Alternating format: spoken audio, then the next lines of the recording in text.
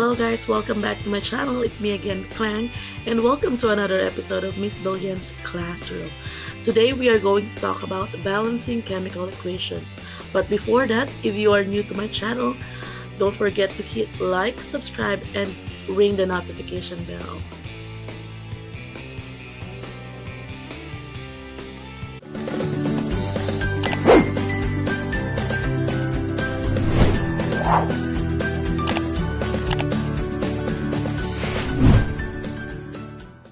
Today, we're going to talk about balancing chemical equations.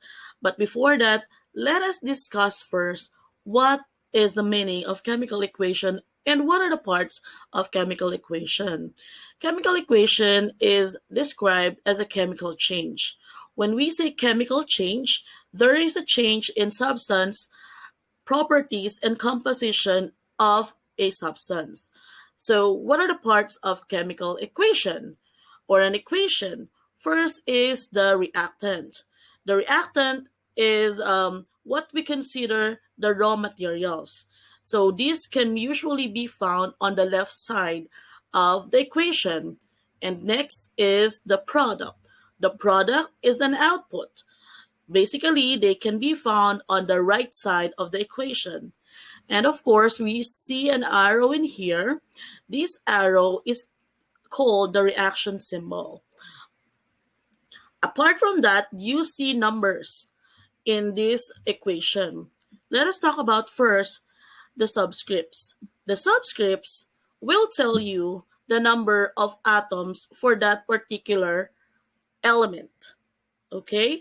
So, if there is no number, that is considered as 1. So, say for example, Ag or gold, there is no subscript. So, therefore, there is only one atom of Ag. And in here, H, you see number 2 in here, the subscript 2, meaning there is 2 atoms of hydrogen. Now, how about the numbers before the element? Those are what we call the coefficient. The coefficient will tell you also the number of atoms. If there is a coefficient before the element or compound, that means that you can multiply the number of atoms in each atom for that compound to the number of the coefficient. So as I have said earlier, gold here has only one atom. Since I have 2 as coefficient, 2 times 1 is 2. So therefore, I have 2 atoms of gold. Balancing chemical equation follows the law of conservation of mass. In a chemical reaction, matter is neither created nor destroyed. So in other words, the number and type of atoms going into reaction must be the same as the number and type of atoms coming out. So meaning whatever or however how much you have in the reactants will be equal to the number of atoms in your product. If an equation obeys the law of conservation of mass, it is considered balanced. So let us see an example of an unbalanced equation. I have here a methane reacts with oxygen to produce carbon dioxide and water. On the reactant side, I have here 1 carbon atom. So as you can see, I only have 1 carbon atom in the reactant side. Also, I have 4 hydrogen atoms. I have the number 4 subscript in here.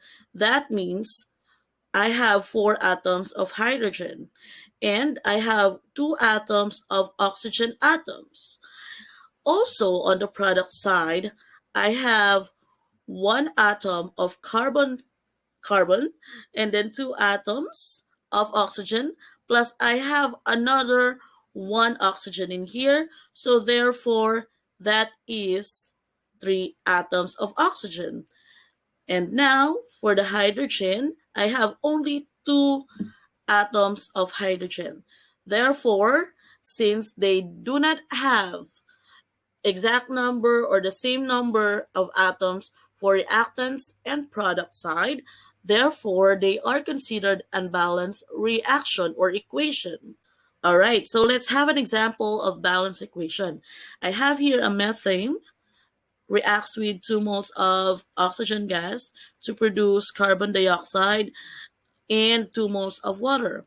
So we have listed up here the number of atoms for both reactant and product side. Let us start with the reactant side first. For the reactant side, we have carbon, we have hydrogen, and oxygen. So how many number of atoms are there for each particular atom? First, carbon, we have one carbon atom. There is no subscript, there is no coefficient, therefore I only have one atom of carbon. And then let's have the hydrogen. I have here subscript 4 that will denote that I have 4 hydrogen atoms. And for the oxygen atoms, I have here subscript and a coefficient. As I was telling you earlier, if I have subscript in here and coefficient, they will tell you the number of atoms for a particular element.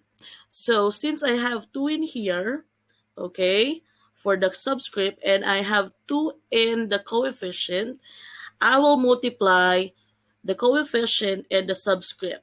And that will be the number of oxygen atoms I have. So 2 times 2, that is 4. So that's why I have here 4 oxygen atoms. Now let's have for the product side. I have here also carbon, hydrogen, and oxygen. Remember, in the law of conservation of mass, mass cannot be created nor destroyed. Whatever you have in the reactant side will also have in your product side. So in this case, I have one carbon atom, as you can see, from the carbon dioxide, and I have 4 hydrogen atoms from water. How is it 4? Because I have subscript 2 and I have a coefficient of 2. So 2 times 2, that is 4. And for the oxygen atoms, I have 4 oxygen atoms. How is it 4? I have here 1, considered 1 because there is no subscript. So 1 times 2, that is 2. And I have here 2 oxygen. So 2 plus 2, that is 4. That's why I have here 4 oxygen atoms. So as I was saying, a balanced equation obeys the law of conservation of mass. As you can see in our list, I have equal number of carbon, I have equal number of hydrogen, and I have equal number of oxygen. So what are the rules in balancing equation? First, matter cannot be created or destroyed. That is the law of conservation of mass. Okay, so whatever or however, how much you have in your reactant side, that should also be the same amount of atom in your product side. Subscripts cannot be added, removed, or changed. Okay, you cannot add them. You cannot remove them or change. You can multiply them to the number to 1. Okay, so say for example earlier I have here O2. So that is 1 times 2, so that will be 2. All right, you can only change coefficients. The coefficient is the number before the atom or an element or compound. All right, coefficients can only go in front of formula, never in the middle of a formula. So say for example you have a compound, you have let's say I have, okay, I will try to write in here, sodium, okay, sodium hydroxide. Sodium hydroxide, you can put 2 in here, but you cannot write this as Na2OH.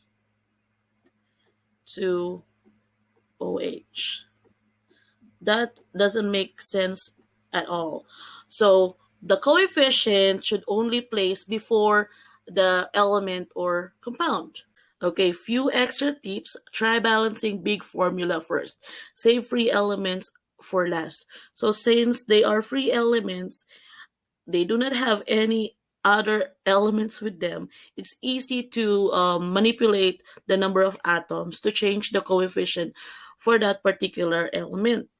If the same polyatomic ion appears in both sides of the equation, it's usually okay to treat it as one unit. So, say for example, I have phosphates in reactant and I have phosphate also in product.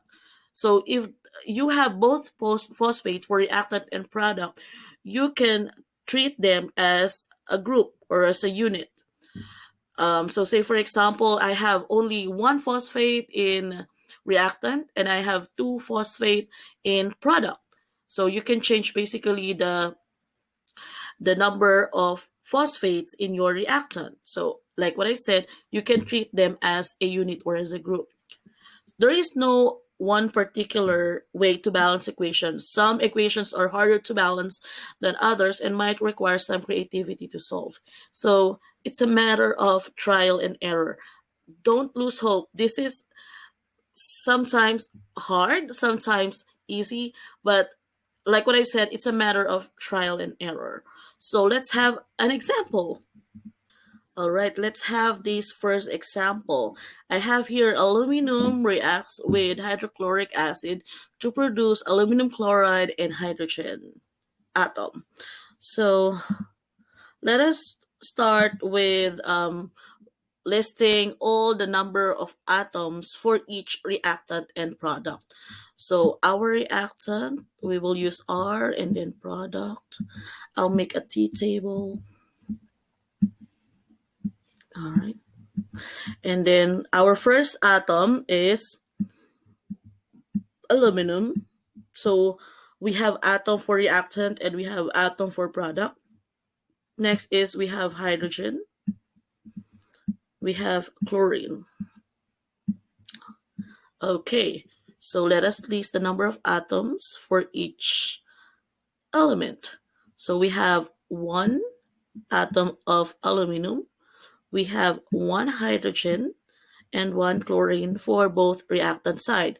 As what I've told you earlier, if there is no number or no subscript, that is automatic one atom. Let's have for the product side.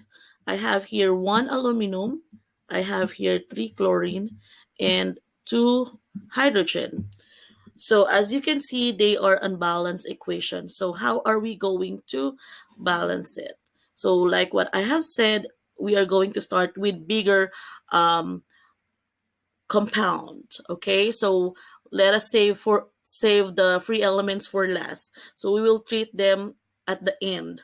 Okay, so let me start with I have here an equal or unbalanced number of atoms for hydrogen and chlorine. So let me start with um, aluminum chloride. So I will put here 2. Now I will have 2 aluminum and then 6 chlorine. You start with lower number, okay? In um, putting or in choosing for your coefficient. Remember, this is a trial and error. Okay, I might not get it for the first time. All right, it's okay to do it for the second, third, or fourth time. All right, so I have here 2 aluminum and 6 chlorine. Now, since I have here 2 aluminum and 6 chlorine, let us treat the chlorine. So since I have 6 here, let me try to put 6 in here. Okay, so now I will have 6 hydrogen and then 6 chlorine. So as you can see, my chlorine is balanced now. They have both 6 atoms.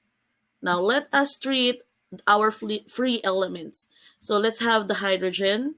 I have here 6 in the reactant. I only have 2 in here. So you have to think a multiple that whatever can be multiplied by 2 will be 6. And of course, that is 3. Let me try 3 in here.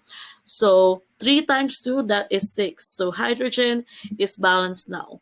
Now our last free element is aluminum. So this is 2. I will put 2 in here. So now this is 2. So as you can see, we have now balanced equation. I have here balanced equation. So that's it. Let's try another one.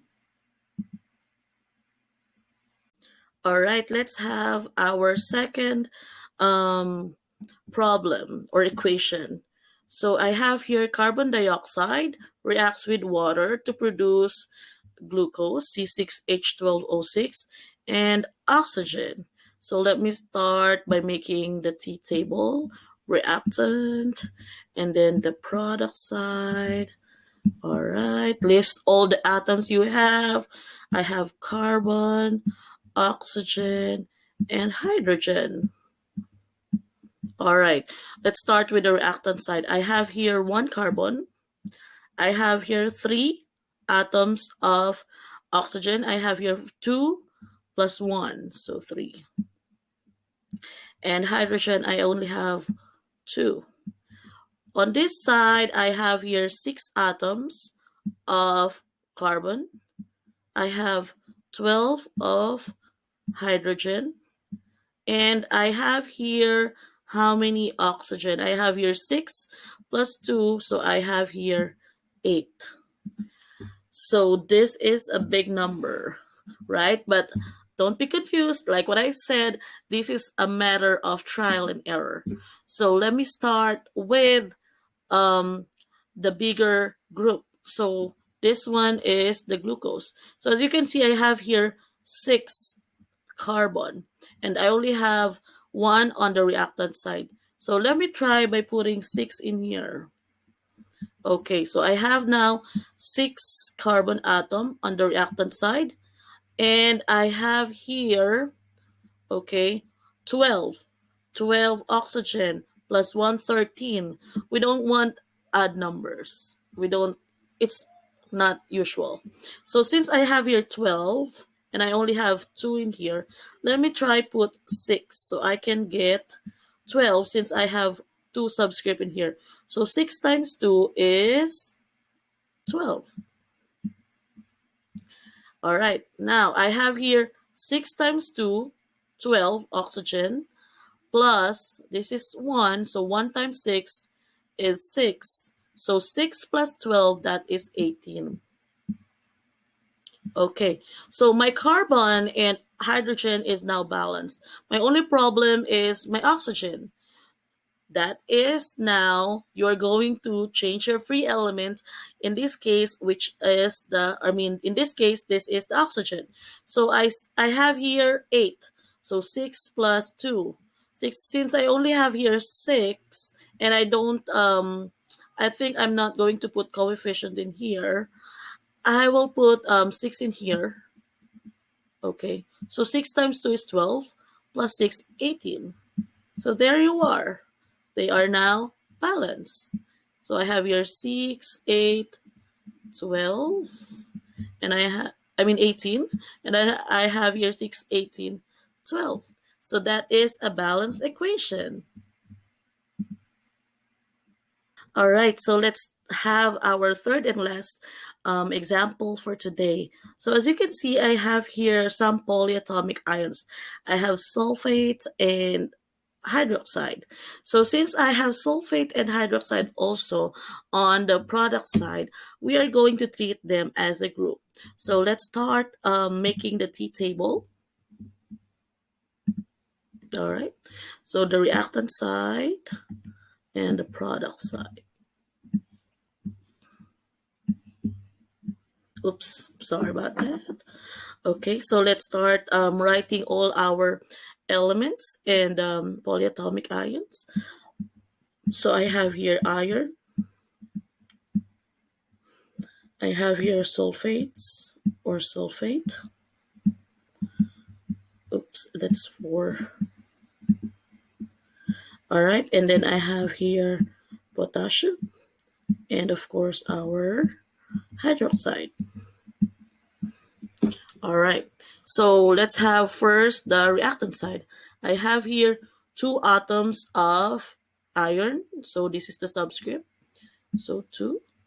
And I have here 3 atoms of sulfate, okay, and then I have 1 potassium, and this is as a polyatomic ion, this is as a group, so I have only 1 hydroxide. And for the product side, I have here only 1 iron, and then I have here 1 sulfate, and I have here 2. Okay, I have subscript 2 potassium, and I have here 3 hydroxide. Okay, so where are we going to start? So let me try to start with um,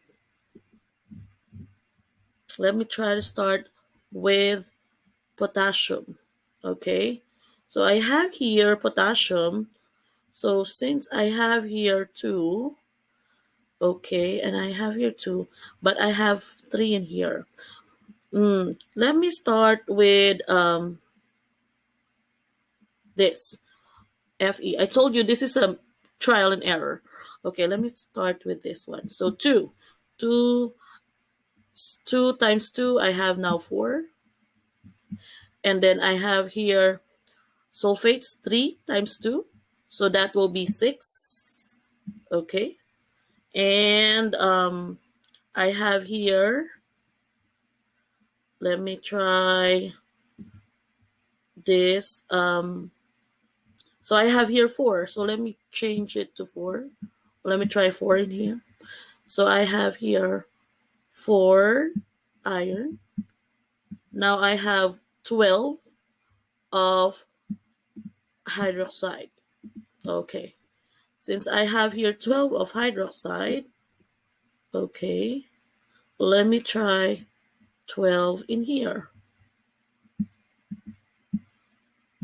So I have here 12 of hydroxide. Okay. And then let me try, I have 12 of potassium. And let me try 6 in here. So I can have 12, okay, 12 of the potassium. And I have here 6 of sulfate. So is it balanced? Yes, it is balanced. So I have here 2, 12, 6, 4. Now, as I can see in here, they are all divisible by 2. So let us divide by 2. So this will now be 1. Okay, let me change the color. Okay, this will be 1 or just Fe to SO4. So that's ferric sulfate. And then I have here 6 of KOH. And I have here 3. And this will be 2. So there you have it. That is a balanced equation. So that's it, guys. I told you balancing chemical equation is a trial and error. The last example is a little complicated, but we got it. So when you start doing your balancing chemical equations, don't lose hope. Just keep trying. So I hope you learned something today. Again, don't forget to hit like, subscribe, and ring the notification bell. Thank you.